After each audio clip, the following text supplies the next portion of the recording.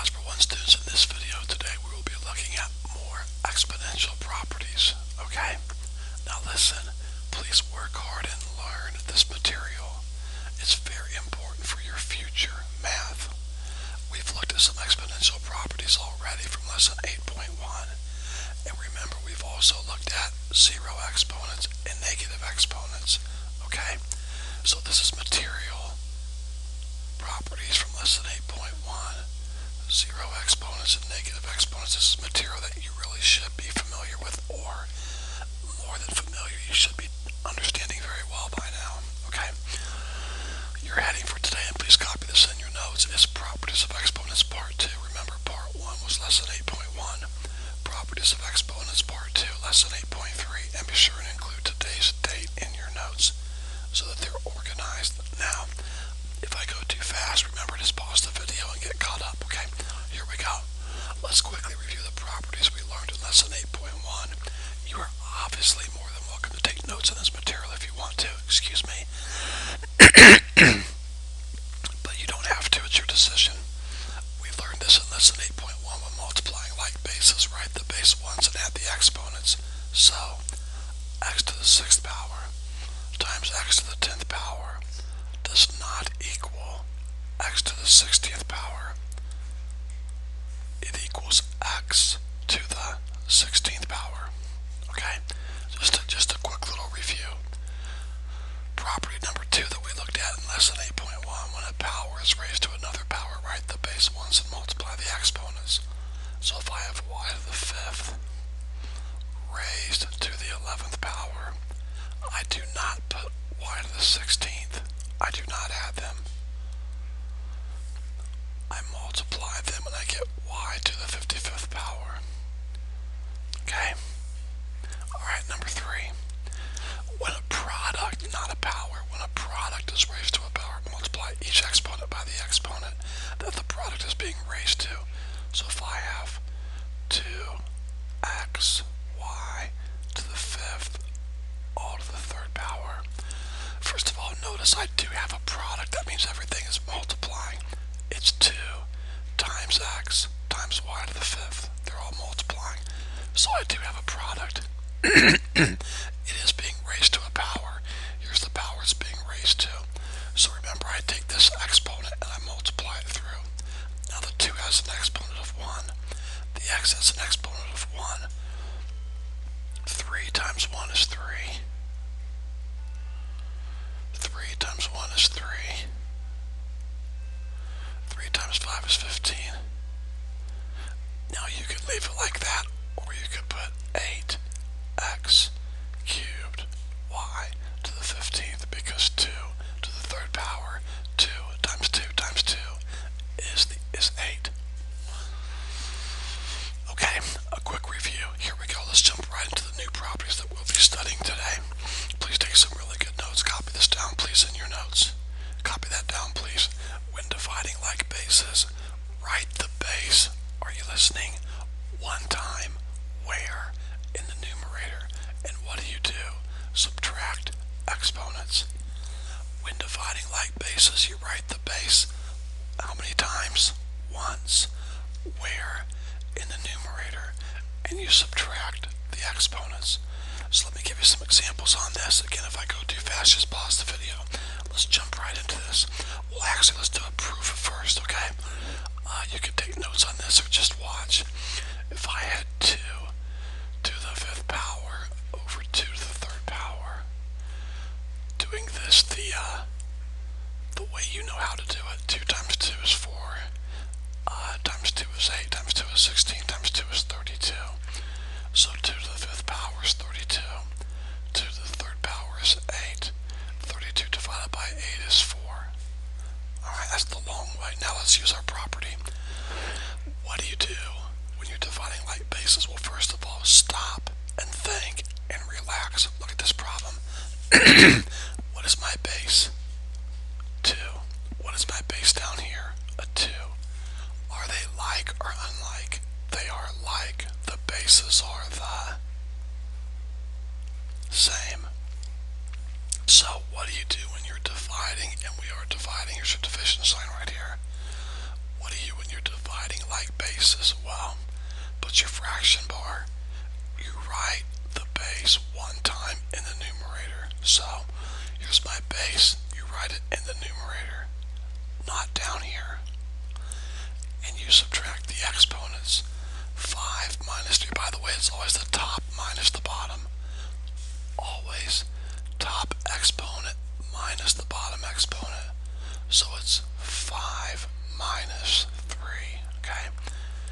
And that will give you a 2. Now there's nothing left in the bottom in the denominator, so we put a 1 right here. Well, 2 times 2 is 4. And 4 over 1 is just 4. So that's a quick proof of the property. Okay, now let's do some problems. Please take some really good notes. Here we go. Let's start off with something simple. Let's start off with x to the 6th over x to the 2nd power. Okay, are we dividing like bases? Yes, we are. I have an x here and an x here. So when you're dividing like bases, you write the base once in the numerator, not down here. And you subtract 6 minus 2 is 4. Of course, the whole thing's over 1. So your answer would be x to the 4th. Got it? Not too difficult, right? Okay, let's try another one. Let's try y to the 3rd power over y to the 6th power. Okay, now here we go. Am I dividing like bases? Yes, I am. I have a y and a y for my two bases. What do you do when you're dividing like bases? You write the base one time in the numerator and subtract 3 minus 6. 3 minus 6, that's a negative 3. All over 1.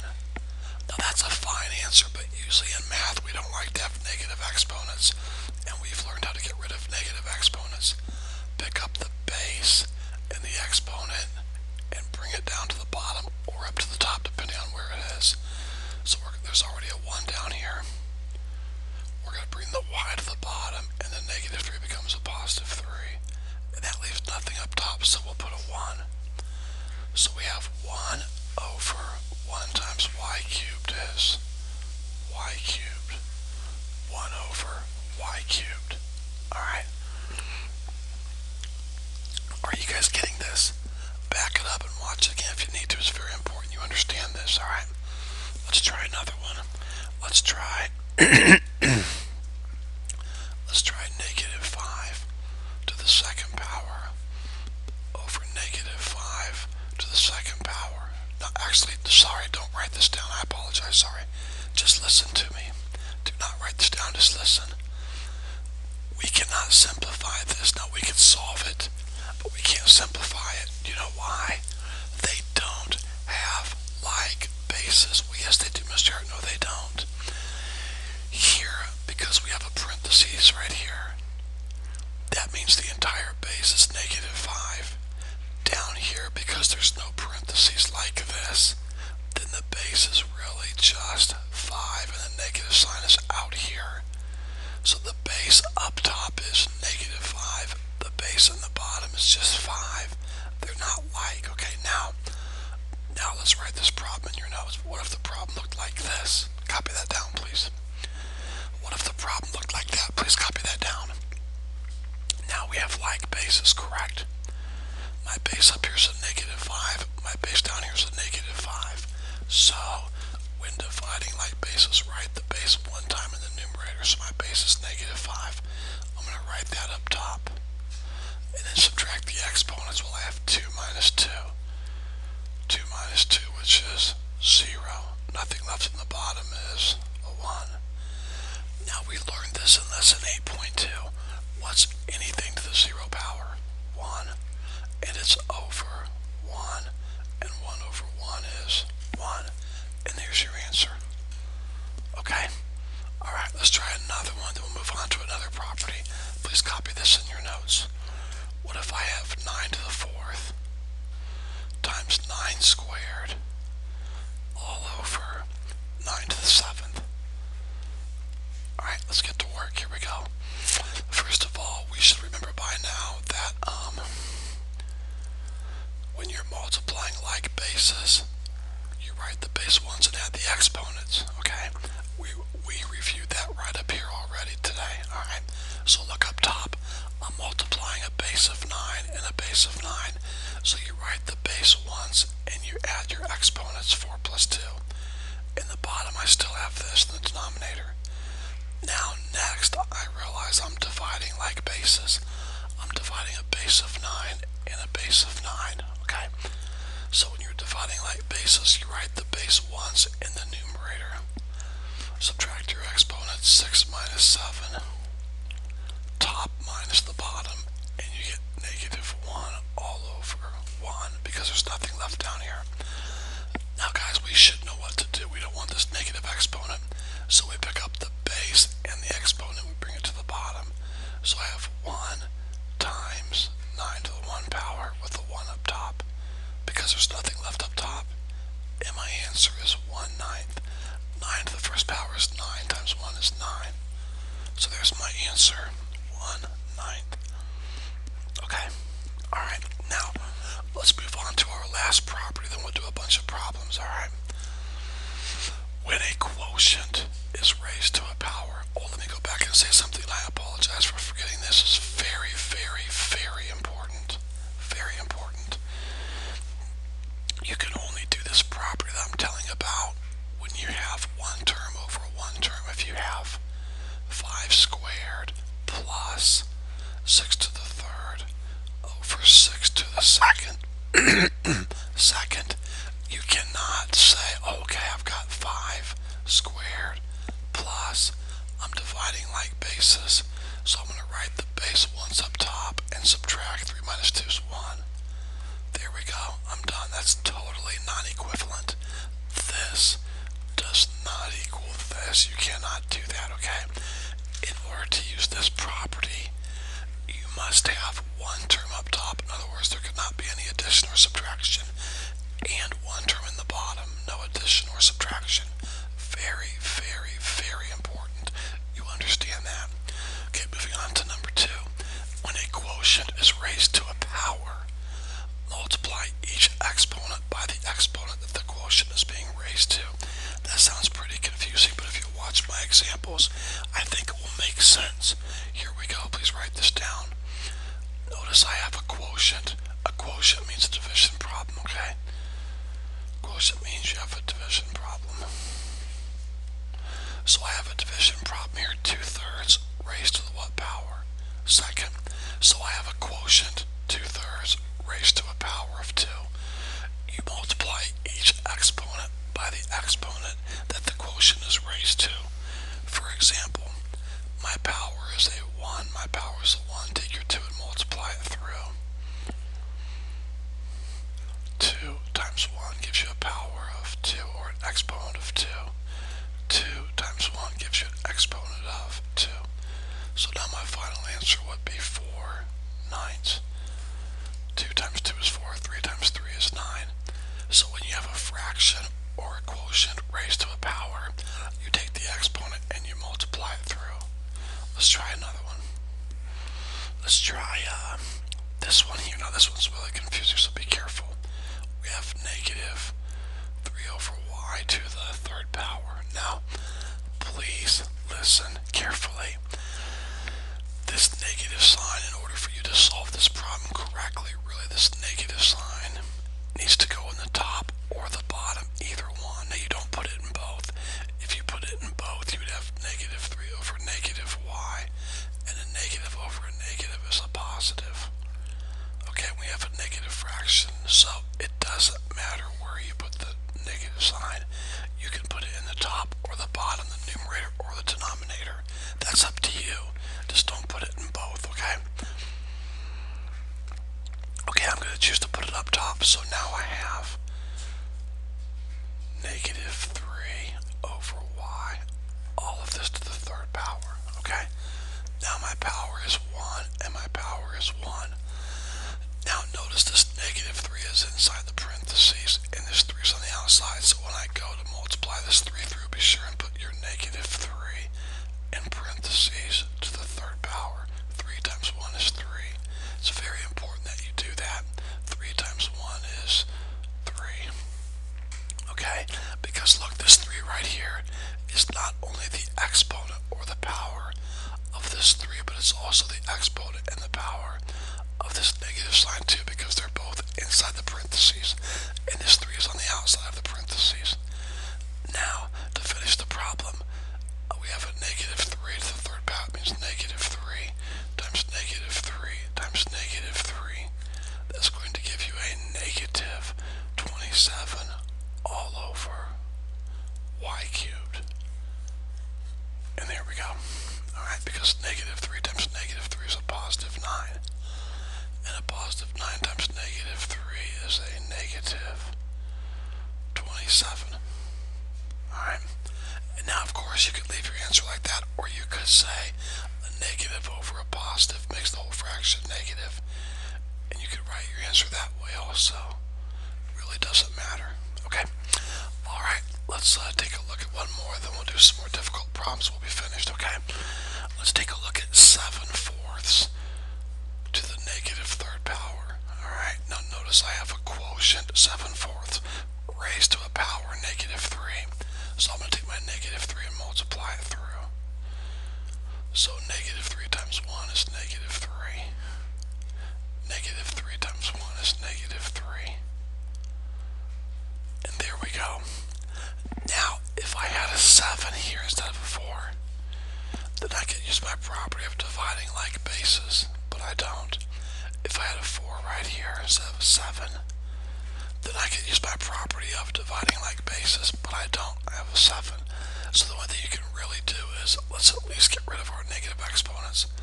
Let's bring the base and its exponent up top and make that 4 to the positive 3. Let's take this right here and bring it down to the bottom, and let's make it 7 to the positive 3. Alright, and now we can take this a little further. 4 times 4 times 4, 4 times 4 is 16, times 4 is 64. 7 times 7 is 49. 49 times 7 is 63, 28, 343. Alright, 64 over 343, that cannot be reduced. So that is your answer right there.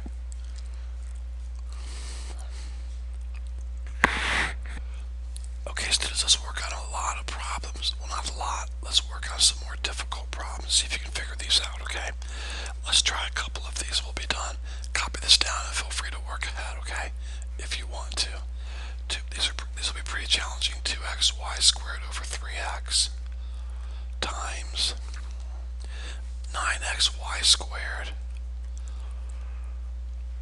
all over y to the 4th. Okay, first of all, we're going to multiply these two fractions together, okay?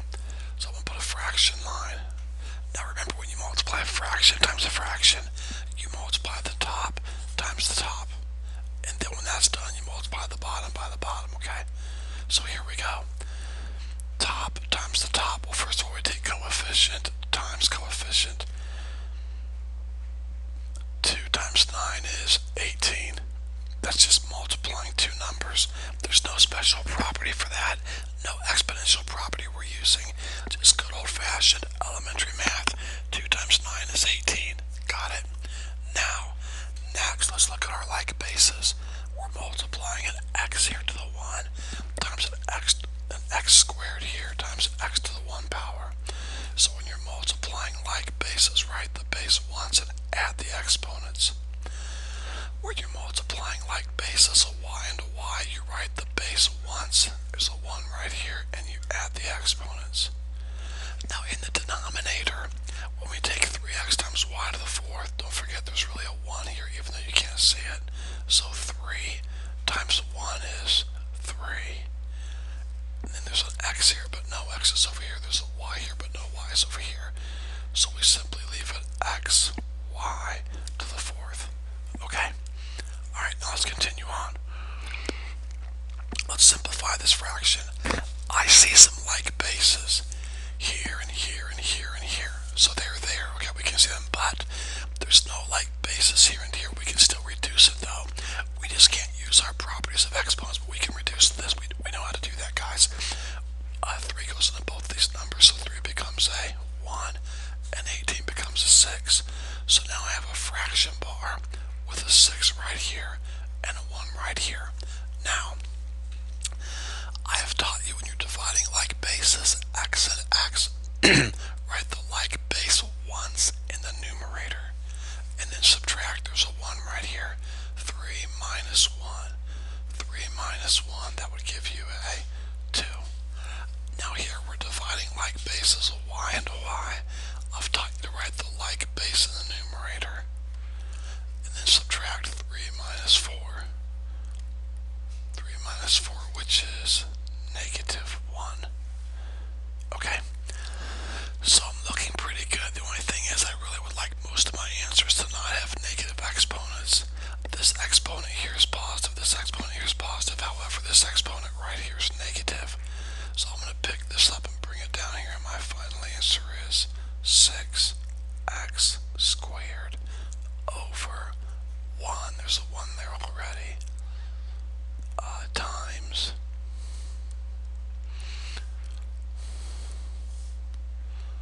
Times, now bring down the y to the negative 1 becomes positive y. Y to the positive 1 power. So my final answer would then be 6x squared over y. If you want to put the 1 here, you can. If you want to put it here, you can put 1 here if you want to, but you don't have to. And there's your answer. Alright. Back it up and watch it again if you need to, guys. Make sure you're getting this. One more and we're finished.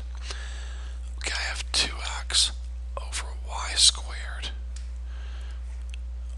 All of that increased to the 4th power. Alright, now I have a quotient being raised to the 4th power, so I've taught you what to do. You take your power and you multiply it through. There's a 1 here and a 1 here and a 2 here. 4 times 1 is 4. 4 times 1 is 4. 4 times 2 is 8. So I'm actually looking pretty good here, as in terms of there's no like bases. I mean, my x is going to stay here. My y is going to stay down here. Okay? However, I do have 2 to the 4th power, and that's 16. So I'll put a 16 here, and you know that you're finished, because there's no simplifying or reducing you can do with a 16 and a 1. And there's no like basis you're dividing. So that's your final answer. 16x to the 4th over y to the 8th. Guys, I hope today's notes have made sense and been a help to you. If you have any questions at all, please don't hesitate.